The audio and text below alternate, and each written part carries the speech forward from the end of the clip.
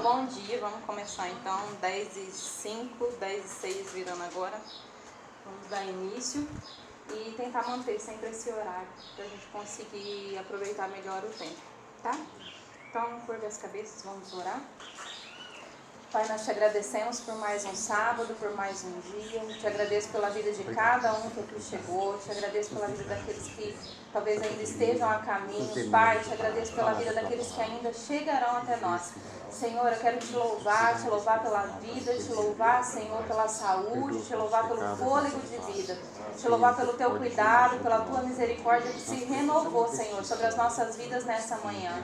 Pai, em nome de Jesus eu peço, Senhor, que o Senhor permaneça conosco, nos dando sabedoria, Senhor, que a nossa mente, Senhor, esteja aberta, Senhor, para compreender, Pai, a tua palavra, que o nosso coração esteja receptivo, Senhor, para guardá-la, Senhor, no nosso coração. Pai, em nome de Jesus eu te peço a tua presença sobre as nossas vidas, Senhor, sobre a cada encontro, Pai, que nós estivermos aqui. Espírito Santo de Deus, tens liberdade em nosso meio, ministra aos nossos corações, que possamos crescer, Pai, cada dia mais em graça e conhecimento. Em nome de Jesus eu oro. Amém. Não tem pergunta. Não tem pergunta? Ah, eu fico aliviado. Que bom, todo mundo entendeu. Pessoal, eu passei várias referências para vocês estudarem em casa. Vocês estudaram? 1 Crônicas, do 23 ao 26, Números 18. Estudaram? Você tirou foto, não foi? Foi? Acho que a André... Eu tirei foto daquela folha. Ah, você tirou foto daquela folha. Para entenderam bem a função dos levitas? Sim. Gisele, você é uma levita? Jaque? Gabriela? Sim ou não?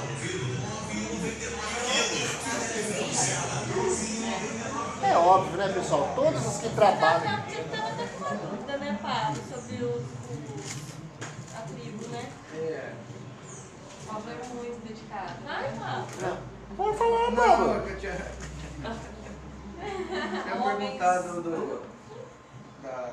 da tribo de Levi, tipo assim, era tudo o pessoal da, digamos assim, toda a parentela, né?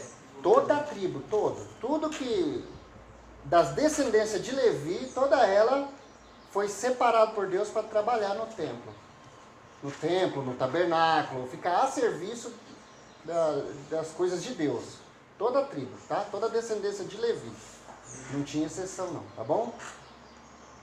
Dízimo, pessoal, ficou bem entendido? Fazemos por amor ou por obrigação? É essa a questão, né?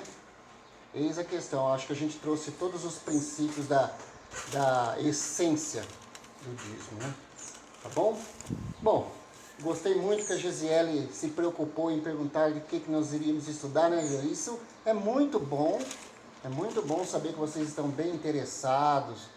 Então, oi? Que falha minha. Não, mas foi legal porque isso demonstra o interesse e aumenta a minha responsabilidade.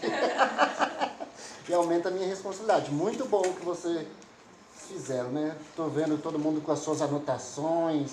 A Samara ali tá, eu tô até com medo de olhar na Bíblia dela, então. Mas legal, é isso aí, pessoal. É assim que nós vamos crescer. É um ajudando o outro e se empenhando mesmo, tá bom?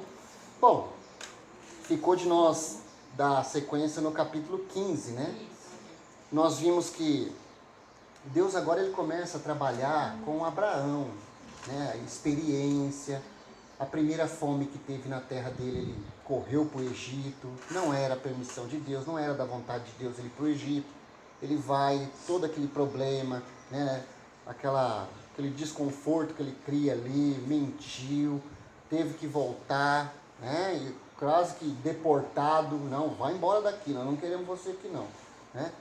E agora Deus começa a trabalhar com ele, mostrando para ele, né? Ele encontra Melquisedeque é aquele personagem, né, misterioso que aparece e desaparece assim, né? É uma analogia de Cristo, né? Agora, o capítulo 15, Deus vai ratificar a promessa que ele fez com ele, né? E vamos pegar assim algumas porções para a gente não ler tudo, porque vocês já estudaram em casa, né? Então, para a gente não ficar muito cansativo e também dá tempo da gente falar tudo. Deus, ele sempre trata aquela questão que eu falei para vocês da mnemônica ou mnemotécnica, né? Que é aquilo de associar algo com aquela promessa. É como se eu dissesse para o Pablo: Pablo, eu vou te dar um carro. Pablo, conte as folhas dessa árvore se você for capaz. Então, toda vez que o Pablo olhar para essa árvore, ele vai lembrar da promessa que eu fiz para ele. Noé é a mesma coisa, né, Noé? Olha esse arco, o arco-íris. Toda vez que você vê esse arco, você vai lembrar. Então, Deus, ele é muito cuidadoso nessa questão da mnemônica, né, de associar imagem, som, né, e a promessa que ele havia feito. Levou ele para fora, né? Olha para os céus e conta as estrelas, se é que pode, né? E disse: assim será a sua semente. Em Gênesis 13:15 ele fala da terra, né? Onde você pisar a planta dos seus pés, desde o Oriente, Ocidente, Norte, Sul, vai ser dominado pela sua descendência. Então Deus trabalha muito essa questão, ok, pessoal? No 15, verso 6, nós temos mais uma porçãozinha aqui para nós refletirmos, que diz o seguinte: e creu ele no Senhor e foi-lhe imputado por justiça. Essa palavra imputado quer dizer atribuiu, né? Considerou como justiça, né? Na minha tá atribuiu. Atribuiu. Aí, ó, tá vendo? Beleza? Aí vocês podem anotar algumas referências que se encontram em Romanos 3. Vocês leem o capítulo inteiro, mas nós vamos pegar só essa porçãozinha aqui. Em casa, anotem em casa, vocês leem o capítulo inteiro para vocês terem uma noção, né, bem clara do contexto. Romanos 3, 21 e 23. Romanos 3, 21 e o 23, que diz assim: mas agora se manifestou uma justiça que provém de Deus, independente da lei, da qual testemunham a lei e os profetas. Justiça de Deus mediante a fé em Jesus Cristo para todos os que creem. E não há distinção, pois todos pecaram e estão destituídos da glória de Deus. Essa justiça, para nós, vamos entender assim: Cristo, ele é a nossa justiça. Nós não somos justos, mas nós somos justificados pela justiça de Cristo. É por isso que, por mais benevolente, solidário, altruísta que eu seja, ela não pode ser levado como mérito para mim alcançar a salvação. Porque a minha salvação, ela foi alcançada pela justiça de Cristo, né? Deus, o profeta Isaías, se não me engano, ele fala que as nossas obras de justiça são como trapos de imundícia perante Deus. Por mais bom e benevolente que eu seja, ainda não é suficiente para alcançar a justiça. Nós somos justos porque Cristo é a nossa justiça. Tá bom, pessoal? E Romanos 4,16 até o 25, né? Que diz assim: portanto, a promessa vem pela fé, para que seja de acordo com a graça e seja assim garantido a toda a descendência de Abraão, não apenas aos que estão sob o regime da lei, mas também aos que têm fé que Abraão teve, tem a fé que Abraão teve. Ele é o pai de todos nós, como está escrito: eu constituí pai de muitas nações. Ele é o nosso pai aos olhos de Deus, em quem creu, o Deus que dá vida aos mortos e chama à existência coisas que não existem, como se existisse. Abraão, contra toda esperança, em esperança creu, tornando-se assim o pai de muitas nações, como foi dito o seu respeito: assim será a sua descendência. Sem se enfraquecer na fé, reconheceu que o seu corpo já estava sem vitalidade, pois já contava cerca de 100 anos de idade, e que também o ventre de Sara que estava sem vigor. Mesmo assim, não duvidou, nem foi incrédulo em relação à promessa de Deus, mas foi fortalecido na fé e deu glórias a Deus, estando plenamente convencido de que ele era poderoso para cumprir o que havia prometido. Em consequência, isso lhe foi creditado como justiça. As palavras lhe foi creditado não foram escritas apenas para ele, mas também para nós, a quem Deus creditará justiça a nós, que cremos naquele que ressuscitou dos mortos a Jesus, nosso Senhor. Ele foi entregue à morte por nosso pecado e ressuscitado para a nossa justificação. Nós vamos ver, pessoal, e anote mais uma referência, que é Gálatas 3,14. Vamos ler ela também. Gálatas 3,14.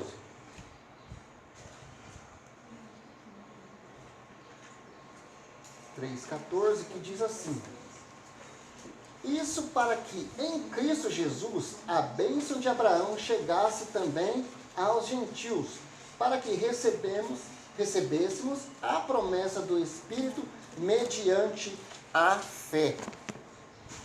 Nós vamos ver, pessoal, no decorrer do estudo, que embora aqui diga que ele creu e isso foi lhe imputado como justiça, que mais para frente ele vai vacilar quando ele aceita, né, Agar, né, quando novamente, mais para frente ele desce para a região ali de Abimeleque e ele mente novamente.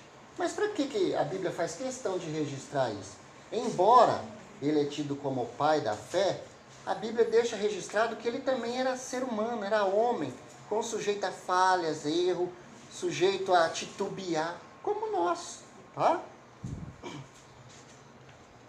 Aí outra questão aqui também, pessoal, que eu gostaria de pontuar com vocês, é que Deus agora ele começa a revelar a Abraão o seguinte: disse-lhe mais, eu sou o Senhor que te tirei do Ur dos Caldeus para te dar a ti a terra que herdares. E disse ele, Senhor Jeová, como saberei que hei de herdá-la? Abraão faz uma pergunta. E diz, toma uma bezerra, 3 anos, e uma cabra de 3 anos, e um carneiro de 3 anos, e uma rola e um pombinho. E trouxe todos estes, e os partiu pelo meio, e pôs cada parte deles em frente da outra. Mas as aves não partiu.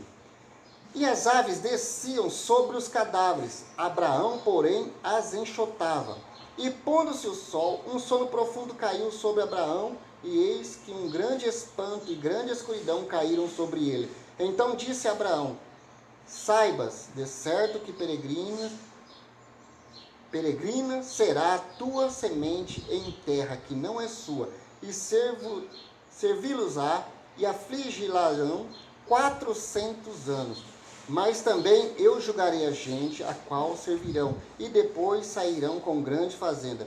E tu irás a teus pais em paz, em boa velhice, e serás sepultado.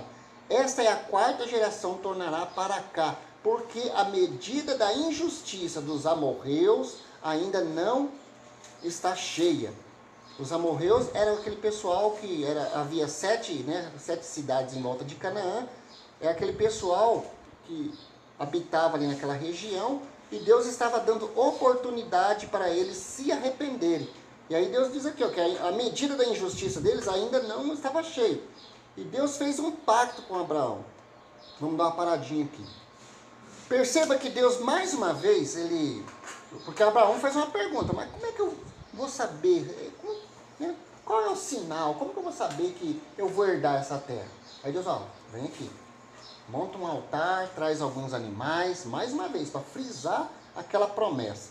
E ele diz aqui, ó, que a sua descendência, vai para uma terra, vai peregrinar numa terra, que essa terra é o Egito, e vai ficar lá 400 anos. Eu quero que vocês entendam bem o seguinte, porque mais para frente, em Êxodo 12:40, vai dizer 430 anos. O que há de errado nisso? É 400 ou é 430?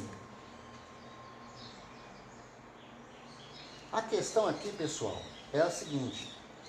são datas aproximadamente. Nós estamos falando de um livro de quase 5.000 anos que foi escrito, revelado, enfim, né? Se vocês pegar qualquer genealogia, por exemplo, Números 26, onde tem um recenseamento, né? Vocês vão ver que lá só tem número redondo. Não diz assim, ó, a tribo de Levi tinha 24.634 pessoas. Não, é 24.400. Sempre números redondos. Toda genealogia que você buscar na Bíblia, ela está em número redondo. Nunca vai estar picadinho. 4.633. Não, você não vai encontrar isso. Por quê? Porque é aproximado. Tá bom? Beleza? Então, quando nós chegarmos lá em Êxodo 12:40, onde vai falar que o povo ficou cativo no Egito por 430 anos, e aqui está dizendo 400, é essa aproximação mais ou menos, tá bom? Beleza? Entendido essa questão? Deus agora revela para Abraão como que seria, né, esse povo que ele estaria levantando, essa descendência. Ia para um lugar, né, para o Egito, lá ficaria escravo. É lógico que isso é uma metáfora, é uma analogia do que, para nós entendermos a nossa aplicação pessoal hoje, o Egito simbolizava o quê? O mundo. O Egito escravizava, é o que o mundo faz. Nós estávamos no mundo, mas nós fomos resgatados. E o povo sai do Egito com muitas riquezas.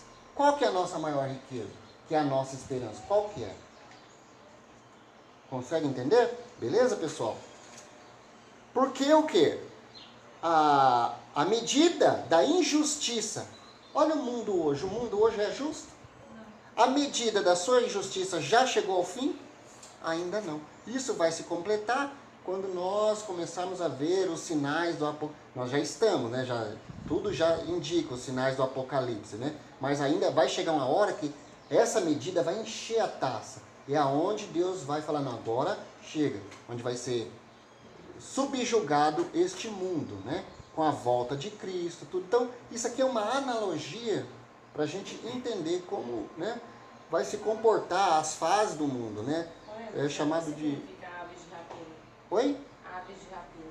Ave de rapina é árvore carnívora. Árvore carnívora, tá? Lembra que nós falamos lá em Gênesis 1?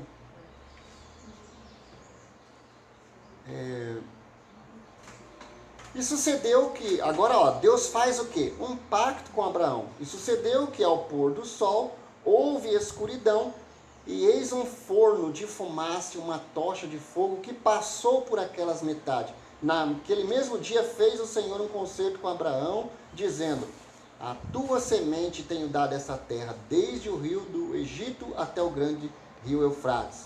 E o Queneu, o Quenezeu, e o Cadimoneu, o Eteu, o Ferezeu, o Refaíns, e os Amorreus, os Canazeus, e os Girgazeus, e os Jebuseus. Percebe aqui, Deus, ele deixa de forma bem clara. Abraão, monta um altar. Porque Abraão faz uma pergunta para ele. Mas como que eu vou saber? Monta um altar. E aí Deus apresenta para ele como aqui, ó, essa tocha de fogo que passou no meio do altar e lambeu tudo. Gente, que é prova mais evidente da presença de Deus? Deus agora ele começa a se revelar a Abraão. Ele começa a se revelar a Abraão. A presença de Deus ali, né? Que, olha, Abraão, o pacto vai ser firmado assim, eu estou com você. Vamos lá, agora o 16. Agar é dada por mulher a Abraão. Ora, presta bem atenção nisso aqui, pessoal. Ora, Sarai, mulher de Abraão, não lhe gerava filhos. E ele tinha uma serva egípcia, cujo nome era Agar. E disse Sarai a Abraão, eis que o Senhor me tem impedido de gerar. Entra, pois, esse entra, pois aqui, ó, se relaciona com ela, né? Pois a minha serva, porventura, olha só o que Sara diz, terei filhos dela.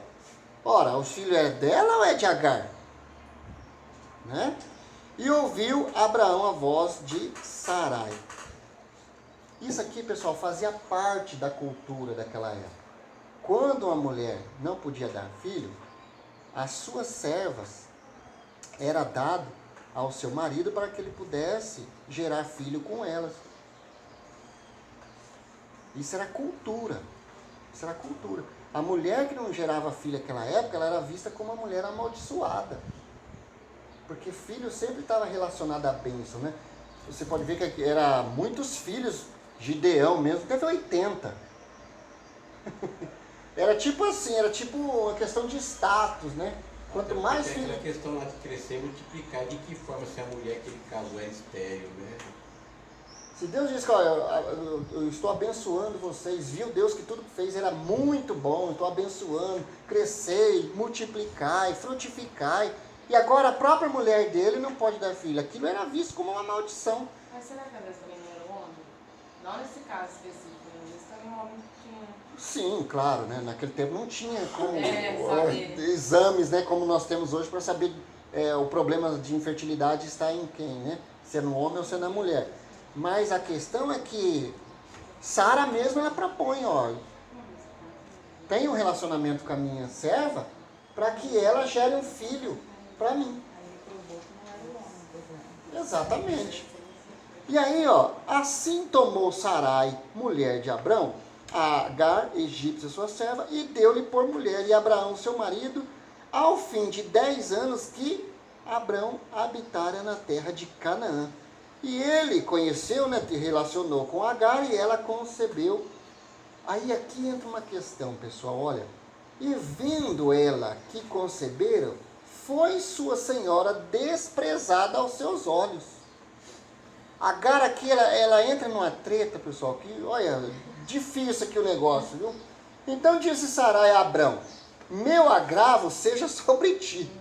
Olha, foi ela mesmo que fez a proposta, né? Agora ela está vendo aqui o problema. Aí ela está vendo o problema aqui, ó, o meu agravo seja sobre ti. Minha serva pus eu no teu regaço, né, nos seus braços. Então, e vendo ela agora que concebeu, sou menosprezado aos seus olhos. O Senhor julgue entre mim e ti. E disse Abrão a Sarai, eis que tua serva está na tua mão. Faz-lhe o que bom aos teus olhos. Aí olha só Sara. E afligiu Sarai e ela fugiu da sua face. Agar só esqueceu de um detalhe, né? Embora ela tivesse o filho com Abraão, porém ela ainda continuava sendo serva e não esposa. Ela só esqueceu desse detalhe. A senhora era Sara. Sara deixou bem claro. Olha, tem um relacionamento com ela para que ela gere filho para nós, para mim.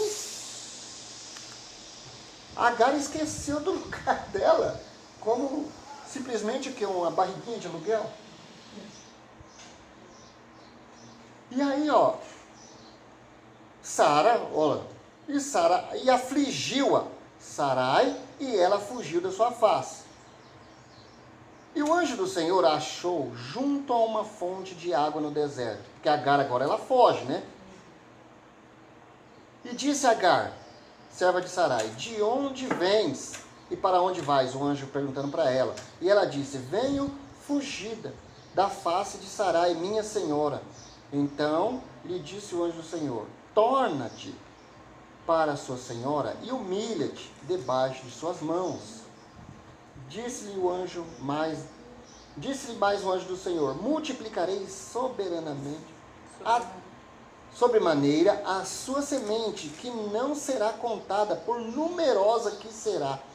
Disse-lhe também o anjo do Senhor, eis que concebeste, terás um filho, e chamarás o seu nome Ismael, porquanto o Senhor ouviu a tua aflição. O nome Ismael significa isso, né? O Senhor ouviu a tua aflição. E ele será um homem bravo, e a sua mão será contra todos, e a mão de todos contra ele, e habitará diante da face de todos os seus irmãos. Ismael, pessoal, ele é o progenitor da nação árabe, né? A nação árabe veio dele. Ele era filho de Abraão, Abraão teve Isaac e Ismael. Ismael, os pais dos árabes, e Isaac, o dos judeus. E não precisa nem falar nada, né, pessoal? Aquele povo do Oriente Médio, né? Quando Deus fala que, ó, que a mão dele vai ser contra todos e contra todos, né? A mão de todos contra ele. Seria um povo hostil, um povo de difícil entendimento, né? Lógico, tem muita gente boa, é claro, não vamos generalizar, né? Tem muito muçulmano, árabe, enfim, aquele povo do Oriente Médio, muita gente. Só que é um povo de difícil, sabe? Difícil negociação com eles, não é fácil não. Você tramar um acordo de paz com eles vai décadas, né? Então, porque isso já era uma promessa. Chega a chamar ele até de jumento, né? Um jumento Aí aqui vem uma questão interessante, que agora Agar, ela tem uma revelação aqui, ó. Ela fala assim, ó, e ele chamou o nome do Senhor, que com ela falava. Tu és o Deus da vista, em outras traduções, está dizendo assim, tu és o Deus que me vê? Porque disse, não olhei eu também para aquele que me vê? E outras traduções assim, você não é o Deus que me vê? Eu vejo o Deus que me vê. Então aqui Agar, ela começa a ter uma revelação de quem é Deus. Percebe? Tanto ela era uma mulher que era envolvida com o paganismo lá no Egito, Abraão também lá em Ur dos Caldeus, né? Envolvido com o paganismo. Mas agora Deus começa, quando Deus chama Abraão, Deus começa a se revelar para ele. Agar, ela estava lá. De uma certa forma, ela presenciava o seu senhor, a sua senhora, né, fazendo suas orações, a conduta deles diante de Deus. E ela, vendo aquilo, ela também começou a clamar a Deus, a orar, a fazer sua adoração a esse Deus. E de repente, aqui nesse, Deus se revela para ela e ela faz essa pergunta: mas você é o Deus que me vê? E eu vejo o Deus que me vê? É isso mesmo? É. Deus começa a se revelar para ele. Nunca esquecer, pessoal, que Deus chama Abraão não é porque ele era bonzinho, bonito e forte, não. É porque Deus queria que através dele, né, ele fosse conhecido para as demais nações. E aqui a gente já começa a ver a prova disso. Agar, ela era egípcia, né? E ela começa, puxa vida, até agora eu estava orando, pedindo, adorando um ser que eu vi o meu Senhor, a minha Senhora orar e adorar, e agora eu mesmo estou tendo contato com ele, é isso mesmo? É isso mesmo, tá bom? Por isso se chama aquele lugar Laai Roi, eis que está em Cádiz Bered. E Agar deu um filho a Abraão, e Abrão chamou o nome do seu filho que tivera com Agar de Ismael. E era Abrão da idade de 86 anos, quando Agar deu Ismael a Abraão. Pessoal, lembra que Deus chamou Abraão, nós vimos, né? Deus chamou ele lá em Ur dos Caldeus, ele começa a peregrinar, ele para em Harã, ali em Harã, em Gênesis 12, 4, vai falar que ele estava com 75 anos. Olha lá, 75 anos para 86, 11 anos se passaram. E agora nós vamos entrar numa parte interessante aqui, que é o capítulo 17, que é onde nós vamos entrar nessa questão, por que Deus muda o nome deles. Sendo, pois, Abraão da idade de 99 anos, olha só, de 75 para 86 são 11, de 11 para 99, mais um tempinho passou e ele ainda, a promessa ainda não tinha se cumprido, porque a promessa era com Abrão e Sarai. E aqui nós vamos começar a entender por que muda o nome deles. 99 anos, apareceu o Senhor a Abrão e disse: eu sou o Deus Todo-Poderoso, anda em minha presença e ser perfeito. E porei o meu conserto entre ti e te multiplicarei grandissimamente. Olha só. Então caiu Abraão sobre o seu rosto e falou Deus com ele, dizendo: quanto a mim, eis o meu conserto contigo, e será pai de uma multidão de nações. E não se chamará mas o teu nome Abrão, mais Abraão. Será o teu nome, porque por pai de multidões de nações te tenho posto. E te farei frutificar grandissimamente, e de ti farei nações e reis, e sairão de ti. E estabelecerei o meu concerto entre mim e a tua semente, depois de ti e em suas gerações, por concerto perpétuo, para te ser a ti por Deus e a tua semente depois de ti.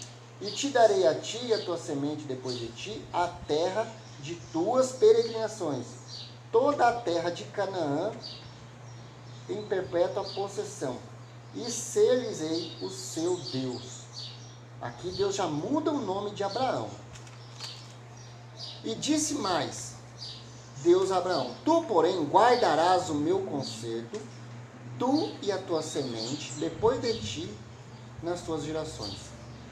Este é o meu concerto, que guardareis entre mim e a vós e a tua semente depois de ti, que todo macho seja circuncidado, e circuncidareis a carne de vosso prepúcio, e isso lhe será um sinal do concerto entre mim e vós.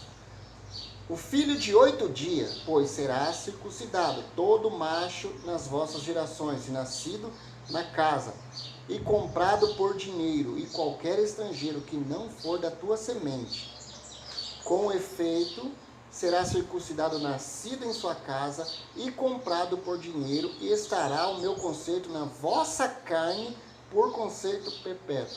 E o macho com prepúcio, cuja carne do prepúcio não estiver circuncidada, aquela alma será extirpada dos seus povos, quebrantou o meu concerto. Vamos dar uma paradinha aqui. Deus muda o nome de Abrão para Abraão, e aqui Deus faz um concerto com ele. Agora esse sinal era na própria carne de Abraão. Até então os sinais eram onde?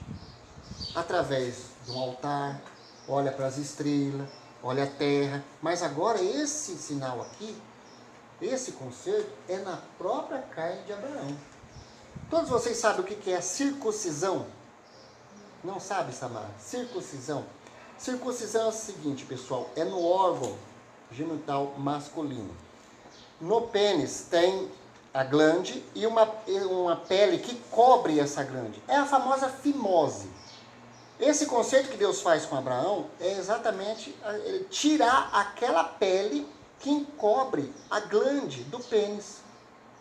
Então agora o conceito é na própria carne do homem, não é mais com sinais, né? É na própria, ele está carregando, ele tem um sinal. E isso era para todos aqueles que eram nascidos, e até estrangeiro, aqueles que eram comprados, dentro de 8 dias tinham que fazer isso daí. Entenderam agora? E isso mudava alguma coisa? Oi? No homem mudava alguma coisa? Olha, tem uma explicação mais científica. Pessoal, aquela época não era comum como hoje. Hoje, se você quiser tomar 15 banhos por dia, você toma, né? Naquela época, não. Naquela época, eles peregrinavam, iam longe. Tanto é que quando eles chegavam, nós vamos ver, eles preparavam água para lavar os pés, lavar o rosto, as mãos, porque ficavam-se dias e dias sem tomar banho. E a incidência, isso é ciência, pessoal, não estou dizendo que tem alguma coisa a ver. Eles associam isso, certo?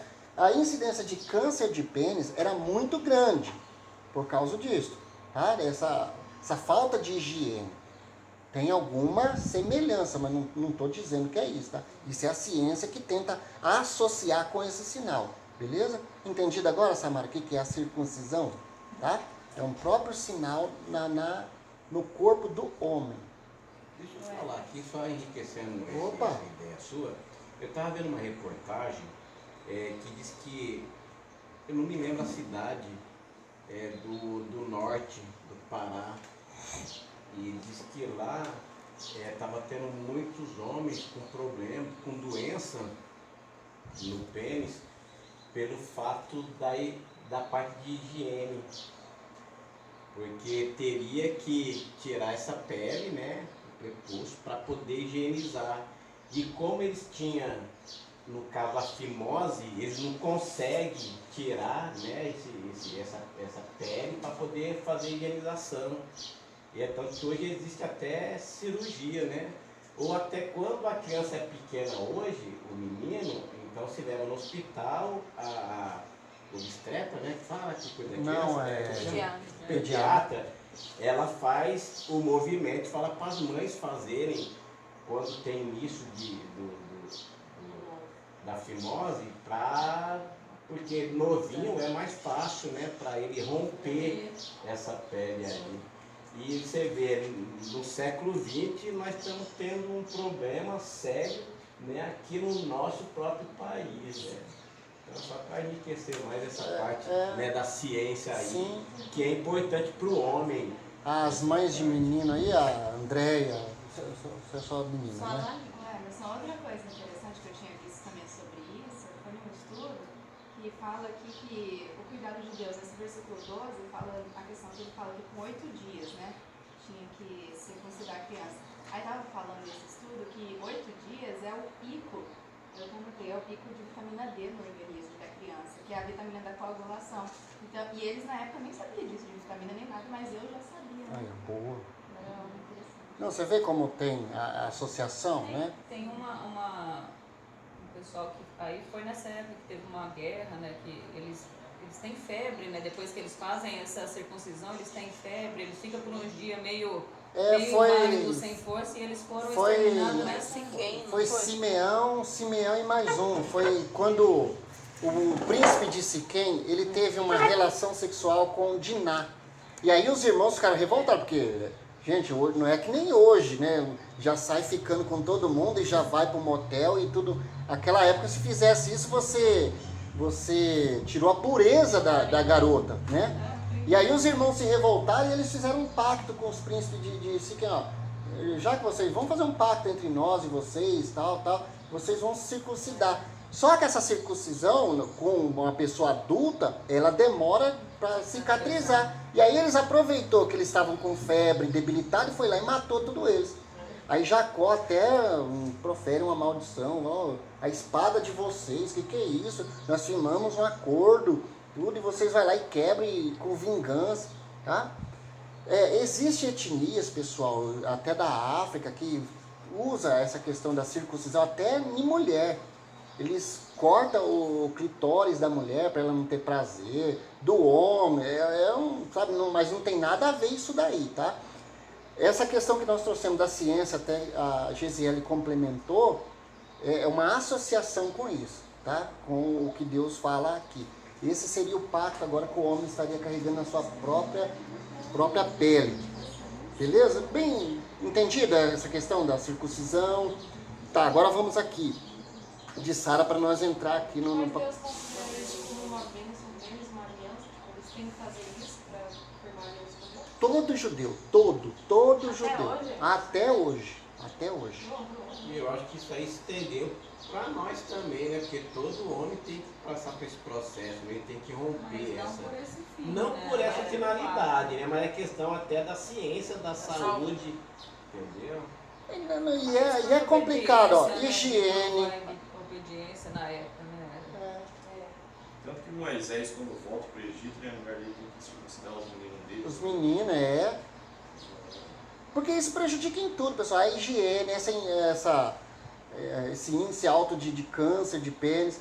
A relação sexual, você não consegue ter uma relação saudável, dói demais. Então, tudo isso Deus já estava, sabe, caminhando. Ele não criou um ser e abandonou, como diz o panteísmo, né? Ah, Deus é o Criador? É. Só que ele criou e abandonou. Não. Né?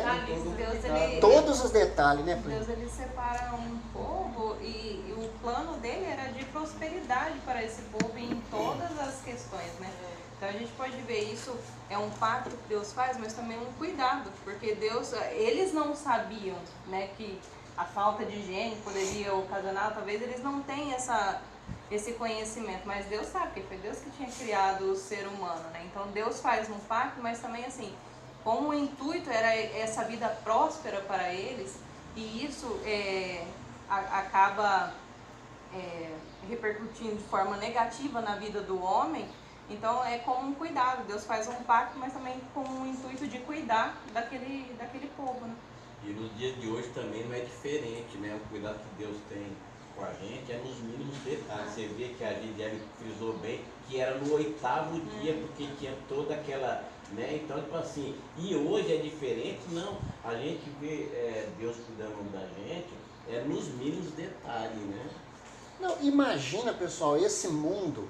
Eu sempre, quando eu tenho uns amigos ateus e eles querem, eu falo, ó, então vamos lá, nós vivemos, a nossa Constituição, ela está, né, sobre a Bíblia. Imagine você entender, que nem eu trouxe a essência dos dízimos e das ofertas. Deus não queria pobre. Gente, vocês têm que cuidar do estrangeiro, da viúva, do órfão, daqueles que trabalham na casa de Deus. Imagina isso hoje, pessoal. Sabe, uma assistência social que realmente funcionasse, né?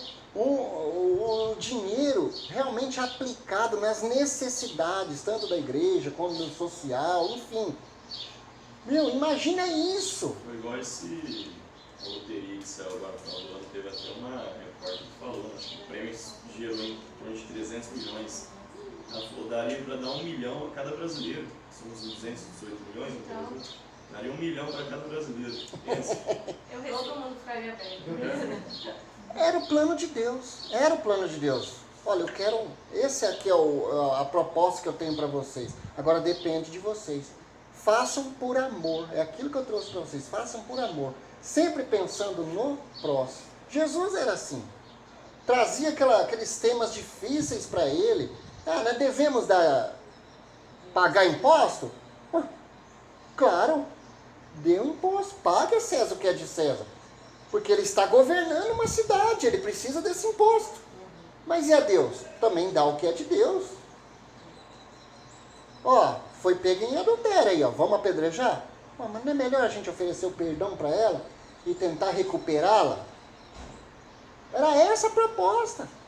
E hoje a humanidade caminha totalmente inverso aos propósitos de Deus. Parece que a gente regrediu, né? Está regredindo. Deixa os princípios bíblicos, né? O ser humano não se importa mais, aquele espírito altruísta não existe mais. É eu para si, você, né? Não. A gente vê ali em Atos, né? Ananias e Safira, e Barnabé e outros, né? Vendiam as suas propriedades e levavam, vai lá, toma esse dinheiro, deixa eu patrocinar a obra. As mulheres que ajudavam Jesus no ministério dele. Sabe, esse é amor. Aí quando Ananias e Safira foi fazer diferente para se engrandecer, né? É o que eu falo, pessoal. Tem um lado, a instituição, que sabe que vai ser nutrido pela ganância das outras pessoas que entendem as coisas todas deturpadas. E eles aproveitam disso. Mas o que o povo quer? O povo quer prosperidade, quer riqueza? Deixa eu pregar. Mas para isso, eu tenho que pregar, eu tenho que seduzi-los com isso. E é onde as pessoas caem nessa sedução, não têm o entendimento, deturpam algo tão sagrado que nós vimos, que a ideia de Deus era essa. Olha, a proposta que eu estou fazendo para vocês é essa. Cuide, eu quero que vocês cuidem. Eu vou abençoar vocês, eu vou enriquecer vocês, mas eu quero eles também. E mais para frente a gente vai chegar no ano jubileu. É muito bonito o ano jubileu, que o povo também começou a deturpar. É muito bonito, pessoal. A Bíblia é fantástica. O propósito de Deus para o ser humano. Só aproveitando aí você consegue entender que a riqueza não é para mim. Tudo que você adquire de riqueza, de bens, não é para uso próprio, mas é no coletivo. Nosso, né? Então, Deus ele continua assim, não, tem que ter riqueza. Continuar abençoando, para que eu possa estender a mão e abençoar aqueles que não têm. Né? E agora toda essa riqueza que Deus proporcionou, ou proporciona para nós até no dia de hoje, só depende de uma coisa, obedecer. Obediência. Se não obedecer a palavra, você pode trabalhar igual um doido, você pode fazer o que você quiser. Se você não entrar pela palavra e obedecer, a Bíblia fala como se fosse um saco furado, né? Porque Nós temos uma ideia de riqueza e de prosperidade deturpada, pessoal. Eu posso ser próspero e não ser rico. E pode haver um rico e não ser próspero. Tem essa questão também. Quando eles vão santificar uma pessoa, né, que está em processo de santificação, uma coisa que eles contam é o nível de caridade que essa pessoa fez ao longo da vida. Qual instituição se fala? Catolicismo. Ah, catolicismo. Quando uma pessoa está no estudo, tem todo um processo para ela ser santificada, né? Igual teve o caso desse menino, não sei se vocês acompanharam, desse último menino, que abriram o túmulo dele e ele estava intacto. Não vi isso não. Não acompanharam? Não. Ah, essa história é tão linda. Não, manda pra nós, ué. É um jovem e ele era muito caridoso assim e ele sempre falava de Jesus para todo mundo, sabe? E mesmo a família dele assim, não sendo da mesma religião, e ele sempre teve assim um negócio com o Brasil também, que ele gostava muito dos católicos daqui. E ele fazia muita caridade, tipo, eles tinham dinheiro, a família dele, e ele pegava todo o dinheiro que tinha, ia atrás de mendigos, das coisas, e falava de Jesus para todo mundo. E aí ele descobriu um câncer na fase terminal já. E ele morreu com uns 2 meses, eu acho, de coisa. Só que aí eu não lembro na história se ele contou pra mãe dele, eu tinha falado com ele, não sei, que ele ia ser, como fala quando uma pessoa morre, mas ela não entra em decomposição, eles dão nome pra esse processo. Aí depois de um tempo, a mãe dele então quis ver, né, se era verdade. E abriram o túmulo dele e ele estava intacto. Foi uma bafafá no mundo inteiro, você viu? Foi nesse ano passado, você viu? E abriu ele e estava Interessante. intacto. Já vamos canalizar. Não, é o que eu falo, pessoal. A questão não está na instituição. Não está na instituição. Põe, na Assembleia de Deus, na Deus Amor, na Cristã do Brasil, na Católica. Não. A questão é você e Deus. O seu relacionamento com Deus. É aquilo que eu falei para vocês. Tem muita gente sincera lá do outro lado. É um erro gravíssimo nós achar que só nós estamos com a verdade, só nós. É um erro gravíssimo. Tem muita gente sincera que dentro da verdade que ele foi posta, ensinado, ela é sincera. E Deus vê isso com, né? Nossa, eu conheço amigos, meu Deus, Foi uma que... empregada da família deles que ensinou ele sobre a religião. não. Aí o erro nesse caso não está nele, né? Ele fez tudo de bom coração, era caridoso. O erro está em quem idolatra ele hoje e acha Exatamente. que ele deve ser considerado um santo. Porque Jesus falou que bom era só Deus, ele nem queria ser santo. Ele atribuía tudo a Deus, quer dizer, quem somos nós mortais? Então o erro não está nele, o erro Dizem no está caso de no Moisés demais, também, né? que os anjos esconderam por causa desse povo Idolatra. idolatra A ele. questão é essa, né? E a idolatria. Tem um livro também que se chama 25 Minutos, da Chiara Luz, Badana. Também foi muito conhecida, uma menina também que teve câncer terminal. Ganhei de um católico, sabe? Comecei a folhear. E eu vi que ela também gosta de fazer tudo, sempre gostou de obedecer a Deus, seguiu todos os princípios. O problema foi depois que ela morreu. Todo mundo, ela foi no processo de santificação. Vamos a ela canonização, ela não né? queria, sabe? É muito incrível a história dela. A canonização Só é o que problema. é uma idolatria no mundo todo, por causa da vida dela. Bom, mas vamos dar sequência aqui, pessoal. Agora vamos entrar na Deus muda o nome de Sarai. E disse Deus mais a Abraão: a Sarai, tua mulher, não chamará mais pelo nome de Sarai, mas Sara será o seu nome. Porque eu hei de abençoar de dar a ti dela um filho, e abençoarei, e será mãe de nações, reis, povos sairão dela. Então caiu Abraão sobre o seu rosto e riu-se. Vocês vão ver, pessoal, que tanto Abraão como Sara, no 18:12, Sara também dá uma risada, né? E Abraão aqui no 17:17. Esse riso aqui não é um riso de deboche, mas sabe aquele riso de alegria, de contentamento? Nossa, é mesmo? Sabe? Porque a gente... Puxa vida, 100 anos, Sara com 90. Ainda vamos ter um filho, é a promessa de Deus? Porque Deus ele faz esse pacto com ele, deixa isso bem esclarecido, né? Olha lá, Sara com a idade de 90 anos, ela, nossa, mas eu ainda vou. Ela diz assim, um homem de 100 anos há de nascer um filho e considerar Sara da idade de 90 anos. E disse Abrão a Deus, tomara que viva Ismael diante do teu rosto. E Deus disse, não. E disse Deus, na verdade, Sara, tua mulher, te dará um filho, e chamarás o nome de Isaque. Isaque significa riso. E com ele estabelecerei o meu concerto perpétuo para sua semente depois dele. E quanto a Ismael, também tenho ouvido, eis que tem abençoado, e falo-ei frutificar, e falo-ei multiplicar grandissimamente. 12 príncipes gerará, e dele farei uma grande nação. A descendência de Ismael está lá em Gênesis 25, 12. Tem 12, Ismael teve 12 filhos também, Gênesis 25, 12, tá? O meu concerto, porém, eu estabelecerei com Isaque, o qual Sara te dará neste tempo determinado. E acabou de falar com ele, e subiu Deus de Abraão. Aqui volta a falar da instituição da circuncisão, né? Abraão com a idade de 90 anos, e Ismael, ele já tinha 13 anos quando lhe foi circuncidar a carne do prepúcio. E aqui, oi? Mas quando ele fala assim, que quando terminou de falar com Abraão, Deus subiu e retirou da presença dele, Deus descia? De forma de epifania, tá? O que era epifania? Ou através de um anjo, ou através, que nem nós vimos lá no altar, que Deus passou com aquela tocha de fogo. Era essas as manifestações de Deus. Não quer dizer que Deus descia literalmente, entendeu? Tá? Comia, né?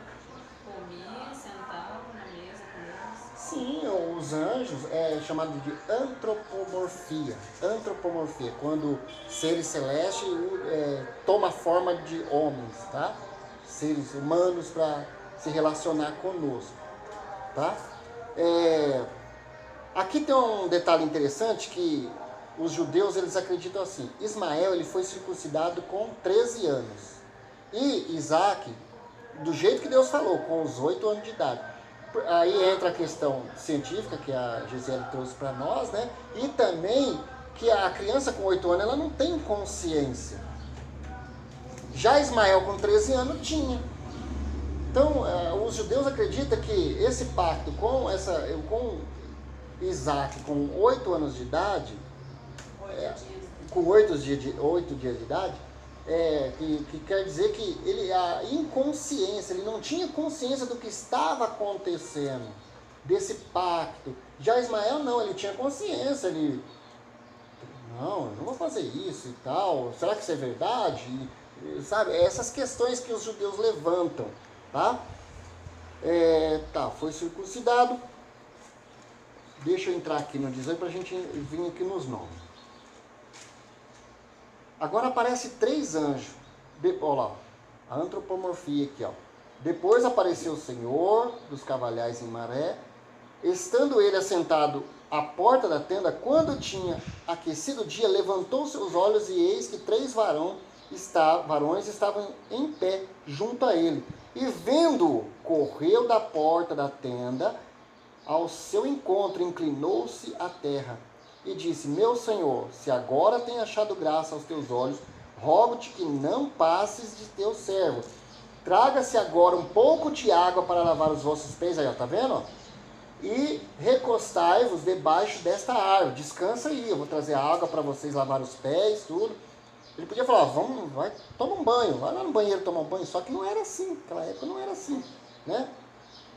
Trarei um bocado de pão para que esforces o vosso coração, depois passarei adiante, porquanto por isso chegaste até vosso servo. E disseram: assim faze como tens dito. E Abraão apressou-se a ir ter com Sara e a tenda, e disse: amassa depressa 3 medidas de flor de farinha e faze bolos. E correu Abrão as vacas e tomou uma vitela tenra e boa e deu-a ao moço, que se apressou a prepará-la. E tomou manteiga, leite e a vitela que tinha preparado e pôs tudo diante deles. E eles estavam em pé junto a eles debaixo da árvore e comeram. E disseram-lhe: onde está Sara, tua mulher? E ele disse: ei-la ali na tenda. E disse: certamente tornareis a ti por este tempo de vida, e eis que Sara, tua mulher, terá um filho. e ouviu Sara à porta da tenda que estava atrás dele. E eram Abrão e Sara já velhos e adiantados de idade. Já a Sara havia cessado o costume das mulheres, né? Hoje uma mulher idosa, ela não tem mais aquela libido para ter relação sexual, para essas coisas, ela não tem, né? E Sara aqui havia cessado o costume das mulheres. Assim, pois, riu-se Sara consigo, dizendo: terei ainda deleite? Depois de haver envelhecido, sendo também o meu Senhor já velho. Era algo assim tão... Era um milagre tão grande. Mas peraí. E até a questão da menstruação também. Menstruação, sim. Menopausa. Menopausa. Né? Eu ainda vou ter novamente esse deleite de namorar, aquela coisa bem gostosa e tudo mais. É exatamente isso, né? E diz o Senhor a Abrão: por que riu Sara, dizendo: na verdade gerarei ainda, havendo já envelhecido? Haveria coisa alguma difícil ao Senhor, impossível? Ao tempo determinado tornarei a ti este tempo da vida, e Sara terá um filho. E Sara negou, dizendo: não me ri, porquanto temeu. E ele disse: não digas isso, porque você riu.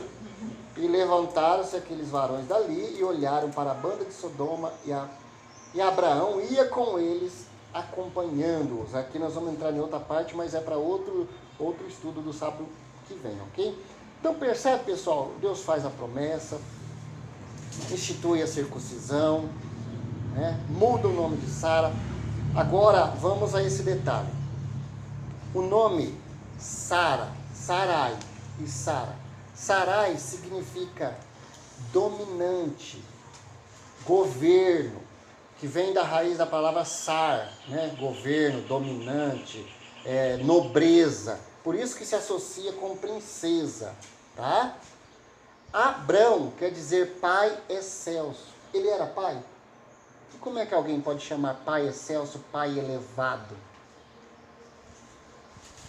Tanto é que Abraão, ele faz: mas Senhor, quem vai herdar vai ser os meus criados, o Damasceno Eliezer. Ele que vai herdar toda a minha riqueza, os meus bens. É ele. Não. É o seu filho, gerado de ti. Tá? Então, Sarai e Sara. Agora pega esse papelzinho que eu dei para vocês aí. Desconta aí. Sarai, dominante e tal. Abrão ou Abraão? Abrão. Abrão, né? pai elevado ou pai excelso? Papai exaltado. Abrão. Pai exaltado. Tá aí também? O pai exaltado. Mas só que ele ainda não era pai. Esse exaltado, esse elevado, né, que a Bíblia fala, era no sentido da sua benevolência, do seu status, como ele era um nômade muito rico. Porém, toda a sua descendência ali era de seus criados, ele não tinha filho. E o judeu fala que Abraão, ele era muito bondoso. Tanto é que quando ele fica sabendo que Ló tinha sido sequestrado, ele reúne lá 318 homens, né, nascidos da sua própria casa, e vai lá resgatá-lo. Ele tinha muito essa questão da benevolência, do amor. Ele trazia isso muito, né, a sério. O que dá a entender, sei lá, é que é o seguinte: tudo, por exemplo, Deus, ele não vem com título de denominações, né? E aí o que eu percebo, tipo assim, mesmo aquelas pessoas, tipo Agar, que não era da linhagem, né, dos judeus, mas tinha aquela, e outros da Bíblia, que tem aquele tipo daquele que o homem foi lá em Samaria lá e estava machucado lá, que o assaltante matou, quase matou, o bom samaritano. Mas a gente vê que é o seguinte, como que Deus se manifestava? É através do amor. A essência era tipo assim, como se fosse como que eu posso dizer? a presença de Deus na vida da pessoa, independente de religião, independente de denominação. Mas é o que eu se falo. manifestava era o amor. Hoje a gente acha que para ter um encontro com Deus a gente tem que estar numa religião. E não é bem assim, né? A religião vem pelo fato de que nós, como seres humanos, a gente tem que viver em sociedade, em comunidade, né? E aí tem a parte também de cultuar Deus, né? Da comunhão e tal. Mas eu acho que o principal, a essência de tudo isso é o amor. O cartão de visita, o cartão de identidade do cristão é o amor. Você viu, nessa parábola aí, desce o sacerdote, depois desce o levita e passa, deixou o cara lá. Aí veio o samaritano. Por que Jesus usa justamente o samaritano? Porque o samaritano era um povo desprezado do judeu. Embora eles tinham alguma correlação, só que ele era uma mistura, era de raças misturadas. Quando Tiglat-Pileser invadiu, o rei da Síria invadiu Samaria, o que ele fez? Ele trouxe todo aquele pessoal de outras nações e levou lá para habitar lá. E aí foram misturando as raças. Não eram judeus puros. E aí os judeus não combinavam com eles por causa dessa impureza de raça aí, né? Na visão deles. E Jesus usa exatamente, aquele lá que vocês desprezam, que não tem religião, é ele que fez a boa ação. Mas aí acontece como perde, digamos assim, a essência, sobe muito na cabeça. Eu sou um levita, eu tô... Não, a gente tem que tomar cuidado com isso, aí gente. acontece que nem... Nós temos que tomar cuidado. O cara passou lá, ninguém ajudou ele. Tem aquela questão, exatamente aquela questão, tipo assim, daquela frase que a pessoa fala assim, quer conhecer a pessoa, dê poder a ela. Né? Então, tipo assim, a pessoa é aquele doce de coco, aí começa a dar um carguinho, ele já se acha o dono, é o último pacote da bolacha, já quer... Lembra que nós... A bolacha Pacote da bolacha. Último bolacha da palavra. Lembra que nós falamos eu gosto muito de trabalhar com a etimologia da palavra. A palavra religião quer dizer o quê? Religar. Religar. Não é religião num contexto instituição, não, a minha religião. Não, a religião é eu religar, eu estou religando, né? Através de Cristo, a justiça de Cristo, nós somos hoje nós temos essa conexão, fomos religados ao nosso Criador, né? E Tiago simplifica, né, a questão. Qual que é a verdadeira religião? A verdadeira religião. Foi até você que leu, né, Josualdo? Cuidar dos órfãos. Cuidar dos órfãos, das viúvas, assistir às necessidades do próximo. E guardar a língua. O problema nosso é a língua. Ajuda e não guarda a língua. Ajuda, daqui a pouco abre a boca e pronto, põe tudo a perder. Agora, para nós finalizarmos, vamos entrar aqui no detalhe dessa troca dos nomes. Porque, só, de Sarai para Sara, a raiz da palavra é Sar, que é dominante, que é nobre, que é de realeza, tal, e associa-se ela à princesa. E de Abrão, de pai excelso, pai elevado, para pai de multidões, né? A questão aqui, pessoal, eu vou trazer para vocês o seguinte. Existe uma ciência mística chamada de gematria. Já ouviram falar de gematria? Gematria é quando você associa, isso é muito forte no judaísmo, quando você associa números com letra do alfabeto hebraico. Cada letra tem um número, cada número significa alguma coisa. É muito interessante, a gente sempre fala estrela de Davi. Não é correto falar estrela de Davi, porque aquilo nunca foi uma estrela. Aquilo é 2 escudos. Um triângulo apontando para cima e outro apontando para baixo. E dentro dele ele tem 7 números, o meio simboliza um portal. E cada número daquele tem um significado, né? Então é uma conexão que vai, esse triângulo virado para cima é uma conexão que vem da terra para cima e que vem do céu para a terra. Não existe essa redução, não existe. É chamada, não É Mezuzá. Não é Mezuzá. Maguen Davi. Maguen significa escudo, é o escudo de Davi. Tá? O crente pode Nós- usar então esse símbolo, se quiser? Não tem problema nenhum. Achei bonito. Não é uma estrela, né? Associa, por causa da forma geométrica dela. Então associa uma estrela, mas aquilo na verdade é um escudo. É chamado de Maguen Davi, escudo de Davi. Que é 2 triângulos, um com conexão para cima, outro... tem todo um aparato aí. Mas enfim, essa a gematria, onde associa números com a letra do alfabeto hebraico. Então vamos lá, tá todo mundo com o papelzinho aí na mão? Sim. O nome de Avram. Outra coisa, é Av.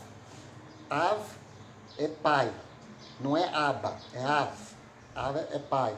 E Ram, né, que seria o excelso, o elevado. Se vocês perceberem aí, dá um desse aí, prima, que o meu aqui eu fiz o meu aqui não ficou... Se vocês perceberam o de Abram, nós temos aqui a letra Aleph, o Dalet, o Vav e o Menem. E o de Sarai? Oi? Estudado.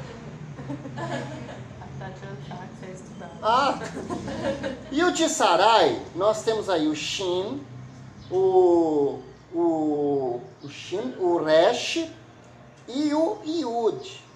Se vocês olharem embaixo, pessoal, vocês vão ver que tem 2 letrinhas em azul que foi acrescentada, não tem? O de Sara foi retirado o Yod. O Yod, na letra hebraica, com número, significa 10. 10 significa completude, humildade, intercessão, busca. Agora a pergunta é, Sara era completa? O Yod. Completude. O Yud é de trás. Ah, tá. O pessoal, isso, bem lembrado. E o hebraico se lê da direita para a esquerda, tá bom? O Yod. Oi? Tudo errado. O Yod aí, o Yod aí. O Yud é o risquinho aqui, ó. É o que parece uma vírgulazinha assim, ó. Cadê? É de trás pra frente. Tá outro aqui. Uma associação aqui, ó. De Entendeu aí, Pablo? Daqui pra cá, ó. Tá? Então, nós temos o de Sara aí, o Shin, o Resh e o Yod. O Yod é aquele que eu falei, a letra 10, ela é completude, humildade, busca, súplica. A pergunta é, Sara era completa? Não. Aí vocês olham embaixo, vocês vão ver que Deus acrescenta no nome de Abraão a letra rei, tá de azulzinho aí, ó. Tanto no de Abraão como no de Sara. Então nós temos na letra de Abraão aqui, nós temos o Aleph, nós temos o Aleph, o Dalet, o Vav, o Rei e o Menem. E no de Sarai, de Sara, que agora mudou para Sara, nós temos o Shin, o Resh e o Rei. A letra Rei, com o número, é 5. Na gematria, é 5. 5 significa dependência a Deus e conexão com Deus. Percebe que nos 2 nomes, a mesma letra. No de Abraão ele acrescenta e no de Sara ele muda, porque Sara não era mãe. Abraão, ele podia falar que ele era completo, porque ele já tinha um filho com Agar. É isso ou não? Sim. Só que Sara não. Entendeu agora, Pablo, essa mudança de nomes? Tem tudo um porquê, pessoal. É muito importante, pessoal, nós que estamos estudando, nós temos essa vontade de aprender, fazer um curso paralelo, entender a cultura hebraica. Ela é muito rica, pessoal. Jamais podemos esquecer que os oráculos que nós temos hoje foi confiado a eles. Eles têm, lógico que é uma coisa bem, um site sério, de um judeu, de rabino sério, né? Não é qualquer um também, tem tudo quanto é coisa aí. Então, associar um estudo hebraico, né, dos judeus com a Bíblia é muito bom para a gente poder entender, para você ver que isso aqui não é por acaso. Simplesmente podia mudar o nome. Porque essa questão do nome, se vocês abram a Bíblia de vocês aí, em Isaías 8, a questão do nome era muito forte naquela época. Não é que nem hoje. Hoje, se eu perguntar para o Pablo, por que você chama Pablo? qual é o significado de Pablo? Por que sua mãe e seu pai colocou Pablo? Ele não vai saber responder, ele vai falar assim, ó, eu usaram Pablo porque achou bonito. É um ator no filme na época. Na novela. Isaías? Não é isso mesmo, Pablo? Oi. 8.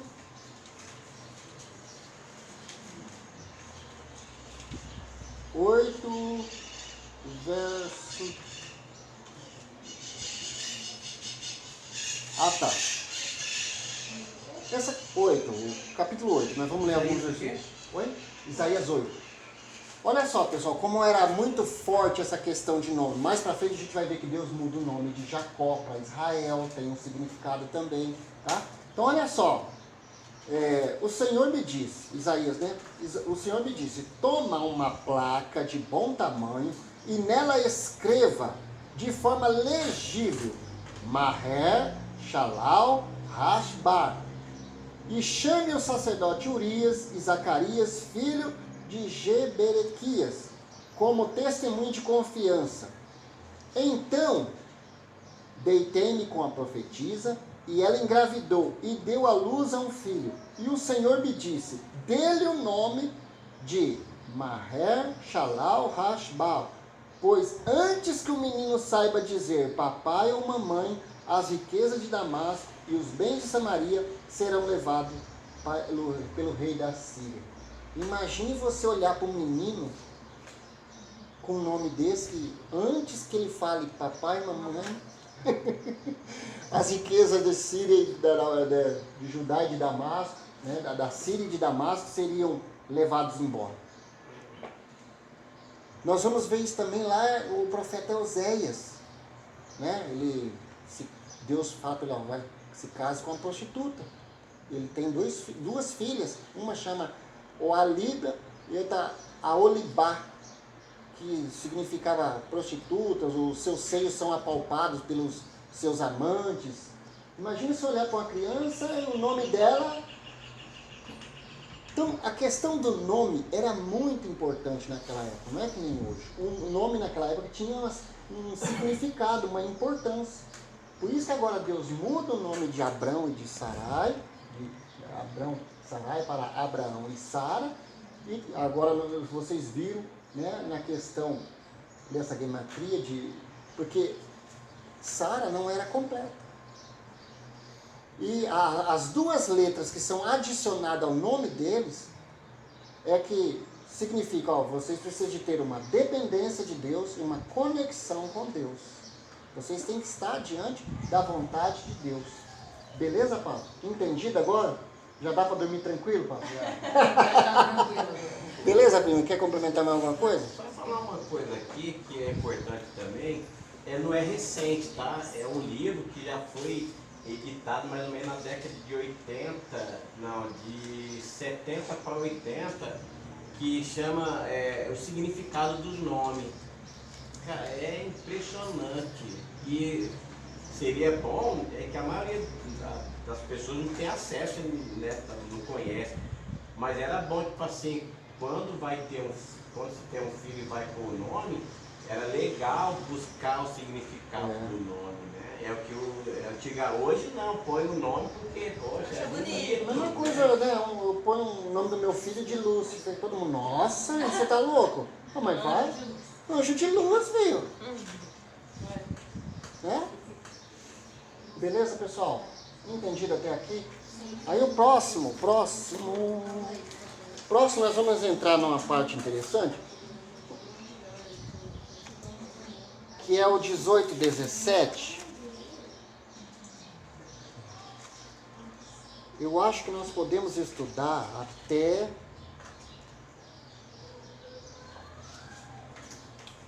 vai falar da destruição de Sodoma e Gomorra. E a gente 16, pode avançar. 17?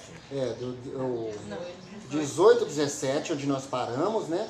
Eu acho que nós podemos avançar.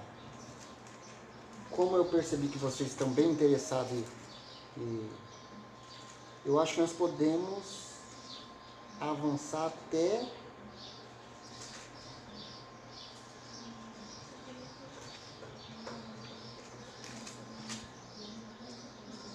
até o 23.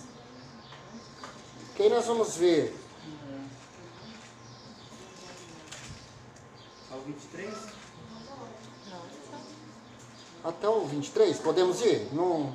Tranquilo? Até o 23? Do 18, verso 17 até o capítulo 23. Até o capítulo 23, que vai falar da morte de Sara.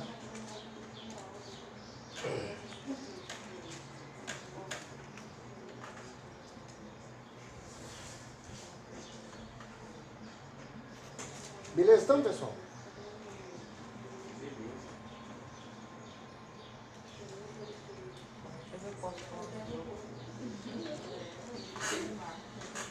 Pessoal, entendido então a questão dos nomes? Beleza? Samara, captou a mensagem, Samara?